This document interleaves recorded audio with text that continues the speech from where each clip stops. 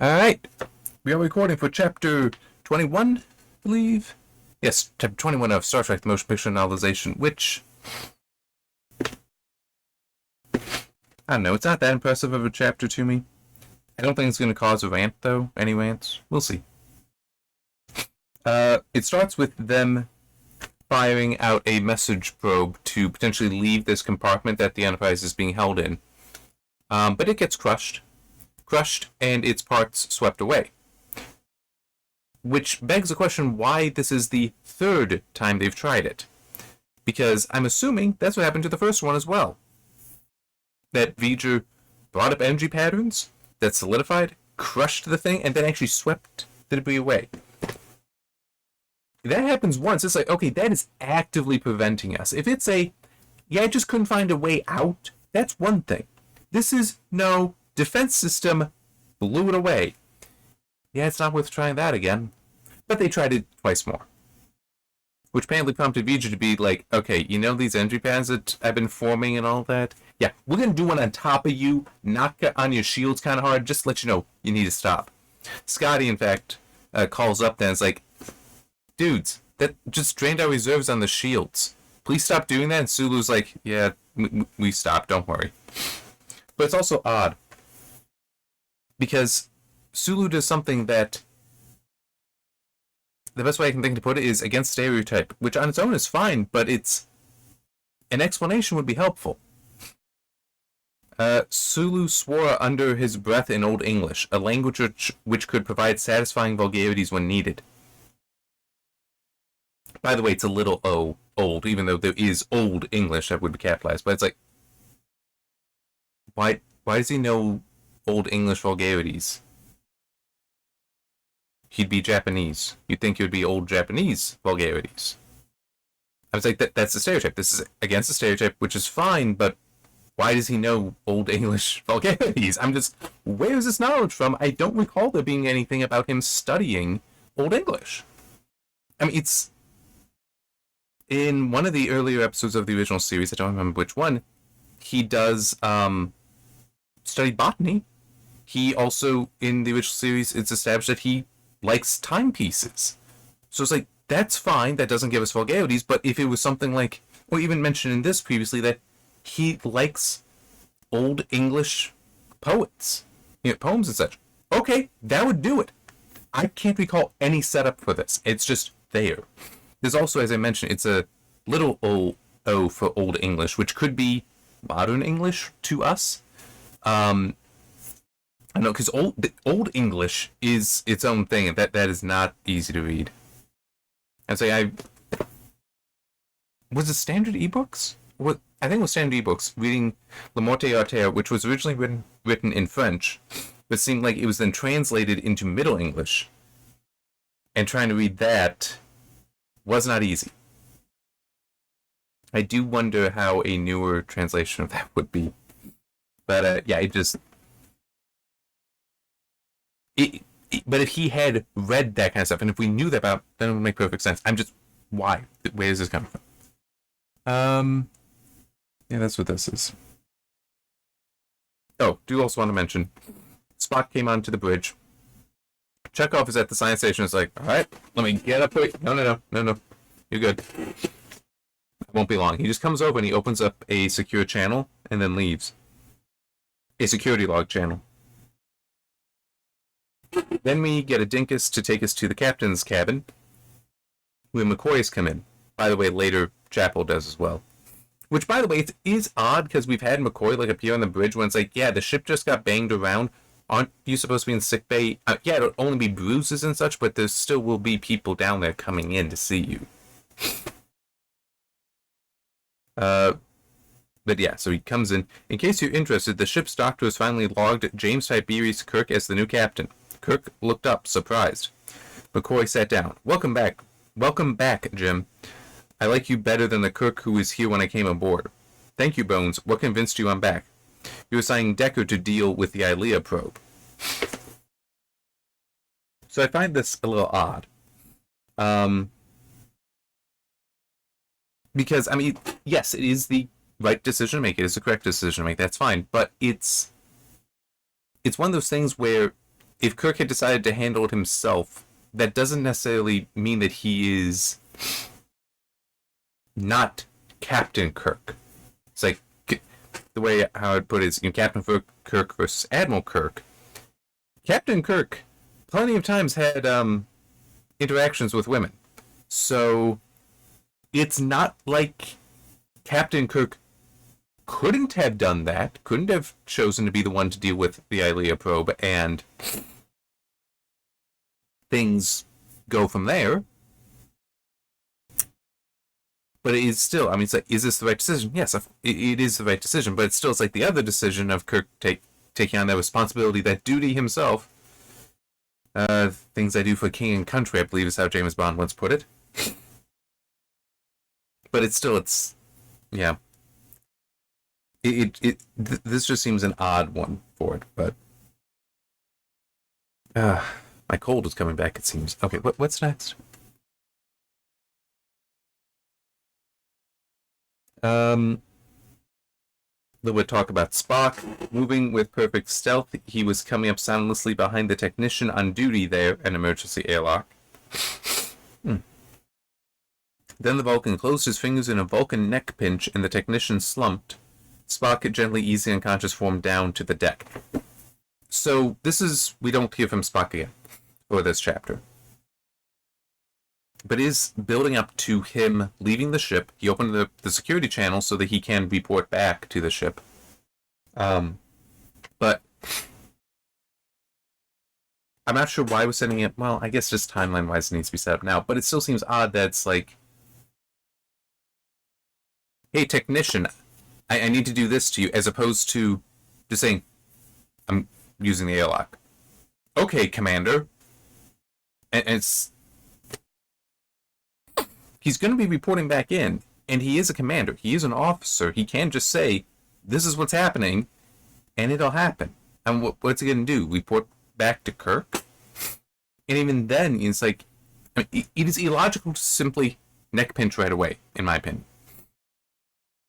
If the guy was like, well, I need to get the captain's authorization for this, then you do it. But, yeah, it just... Yeah, I don't have much left. So Decker is showing Ilea around. And they're in the rec area, the recreation area. And I do remember this in the movie. They have a wall with portraits there of various ships that have been named the Enterprise. It's a little odd how it's described, and this is the narrator, not Decker. The probe continued its interest in the illustrations, which also depicted a sea carrier of winged aircraft, an aircraft carrier. I don't know why I'm not just using that. NASA's first orbiter model, and a very early kind of starship. But it's like, first orbiter model. It's like, is that technically right? Is the space shuttle considered the first orbiter? Because we had craft orbiting Earth before that.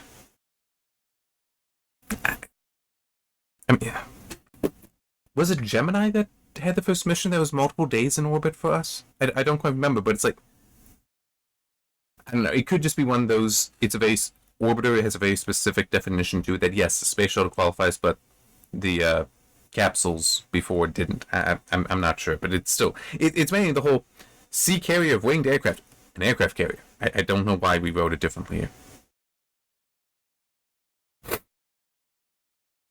Sorry. Our navigator, Ilea, this is now Decker talking, the carbon unit whose form you've taken, she was very interested in the history of humanity getting into space. Okay, so you're trying to have the connection here, that's fine. Her own race had the knowledge to do it long ago, but they decided to instead concentrate on what might be called inner space.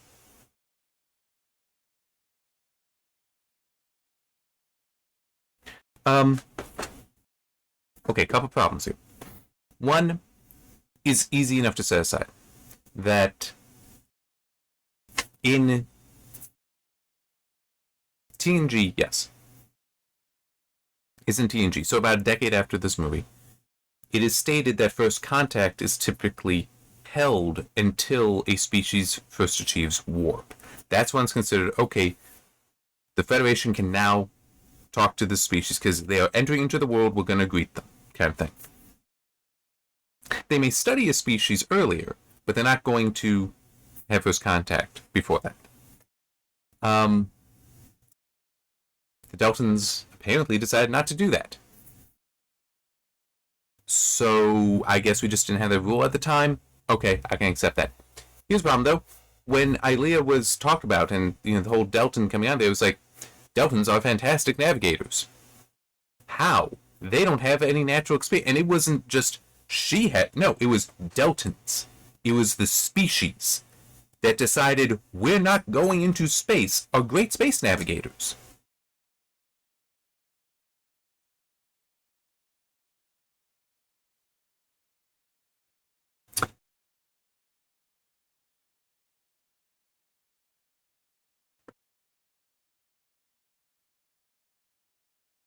So, Deku continues showing her around and is feeling like, yeah, I'm not succeeding.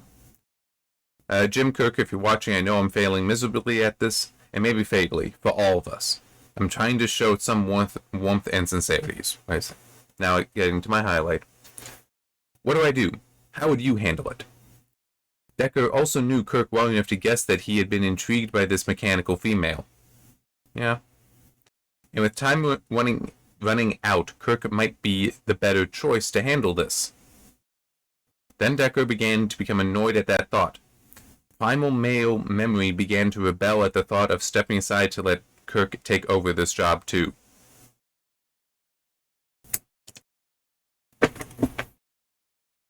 Yeah, but still, I don't like this. The whole, it's like, yeah, if Kirk does it, they're having sex. It's like, why is that what we believe is going to happen? I mean, it's also worth noting, how many times did Kirk just get a robot to destroy itself by giving it a a supposed logical fallacy? Sometimes they're not always that, but it's like, what? I do have one last highlight here. I actually didn't put it in my notes, but that's fine. Because part of what Deku's also trying to do is finding out what is the crew like on your vessel. Because she finds all these carbon units very confusing. Carbon units are not life forms. Do these images represent how Enterprise has evolved into its present form? Clearly, carbon-based units have retarded its proper development. Okay, before continuing, and there is more here, it's just like, well, I will keep it. And just what is Enterprise's proper development? Enterprise should not require the presence of carbon-based units. It's like, how can you tell that just by looking at these images? I mean, it's like, that would be like saying that the cow has not properly developed because it's not bipedal. It's like, no, the cow is perfectly developed for what it is. What? Enterprise would be unable to function without carbon-based units, this is Decker saying. More data regarding this function is necessary before carbon units can be patterned for data storage. So it's, now Decker's finally coming to understand, oh, that's what you mean to do to us. And the whole, we are an infestation that must be removed kind of thing. It's like, that's a problem. That's a significant problem. I just realized I said that's a problem so quietly. I'm not sure if the mic picked it up well enough. But another thing that is mentioned there is Decker is then considering, oh, is this what happened to the Klingons? And I'm just thinking, I had the thought and then I saw it there. Not it's quite the same thought, but it's like they stored Klingon vessels and Epsilon 9. Readers should be well aware already of certain functions of these ships. Unless it stores them and then never processes the data, which seems very unlikely.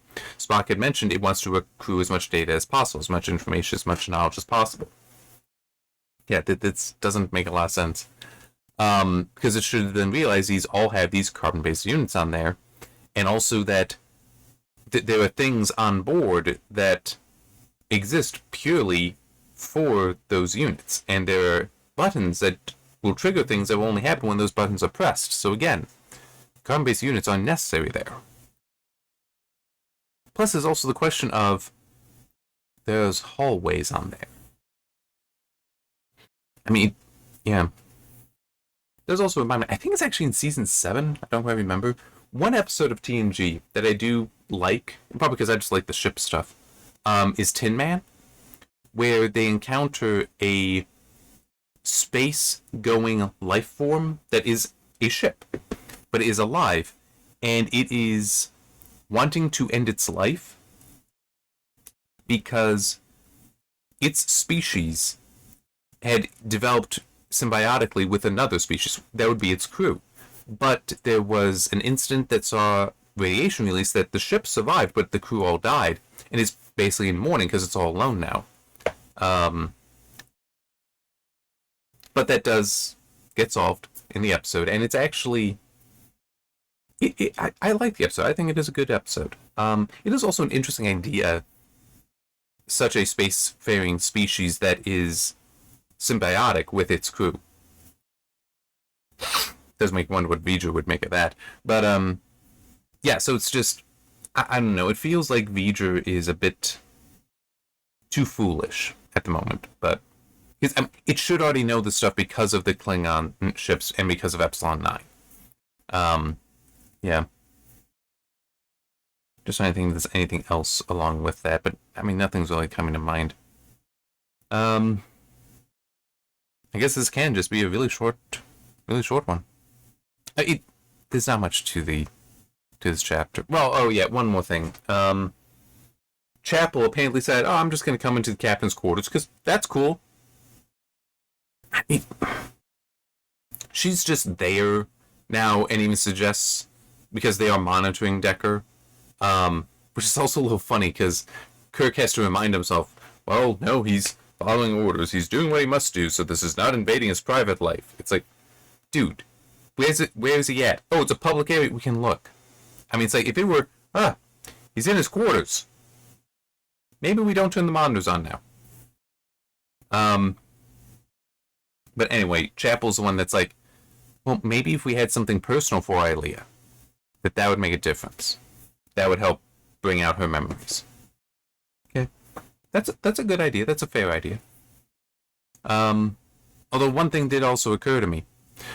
This is a ship that had to leave on an emergency sooner than normal, and no one knew Ilea was the navigator until she got on there.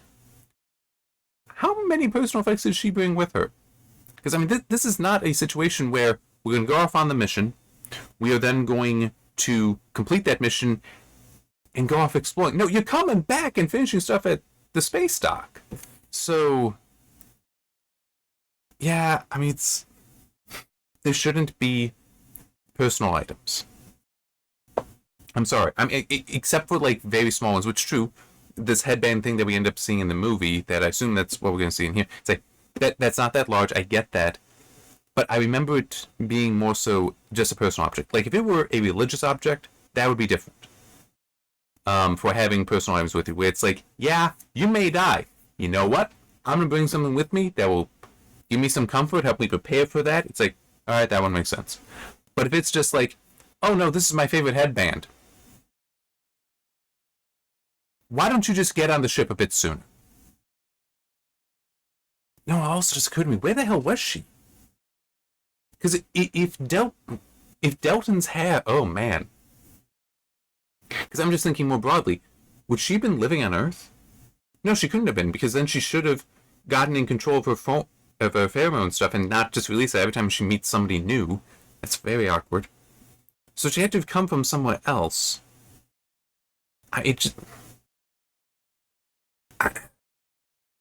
I'm getting technical here. I know. I'm sorry. I should just stop the video. But it's just... as I think about it now, it doesn't make sense that she's there. Spock arriving makes sense. He came to the Enterprise. Ilea was seemingly just assigned with no one realizing. But why was she nearby? Why was she available?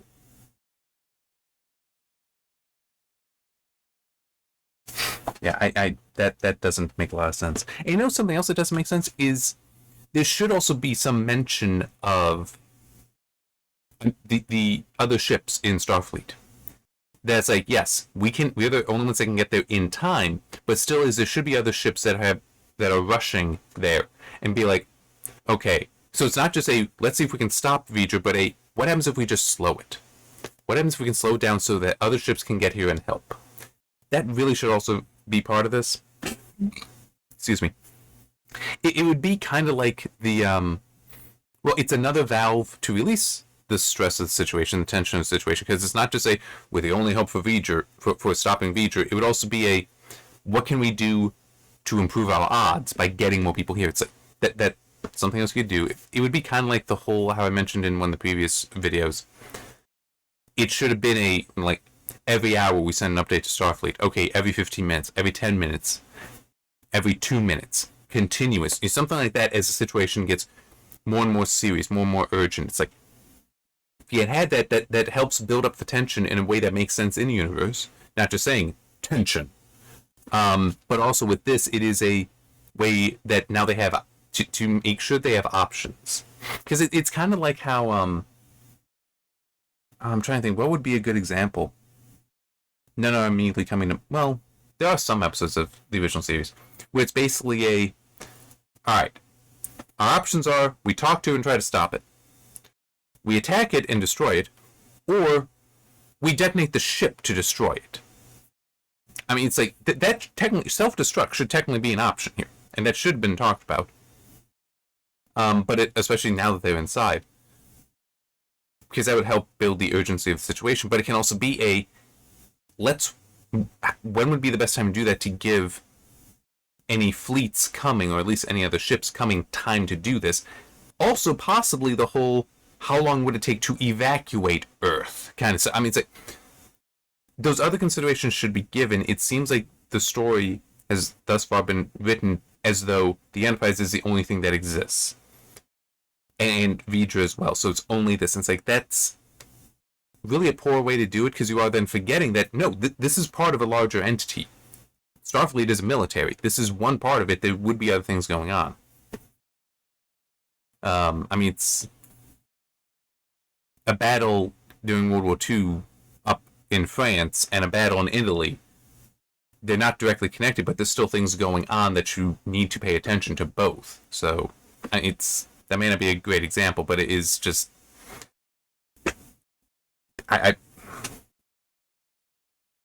there's more going on than just the Enterprise. We should have more than that being told to us. So, yep. Yeah, I'm sorry I'm making this a little longer. But that is one thing that when I think about... I think I'm pretty sure I've mentioned before with the Catherine verse, I want to do a war story in that. And one thing about that has occurred to me is, like, for what I would like to try to do that's going to be a really, really long book. Because I figure I'm going to have to provide so many different points of view on it. Because it's not going to be a clear who's good and who's evil kind of thing. So it will require multiple perspectives through it, but also very long. Very long perspectives, time spent with each. So I will need to consider all that. I'm not sure how I'll do that. Fortunately, that's not going to be for a while anyway. But it's just as I think about it, realizing that that might be, well, no, it isn't really biasing me here directly, but it is more the indirect thing of thinking about the larger systems at play, not just the one thing, but everything that it's connected to. And we're not seeing that, and that is annoying me. I don't know how much. Okay, the thing like another fleet coming in, all that I can't hold against the story, because there's no real setup there. It's just not there. It's it should be there, but that's not enough to hold against it.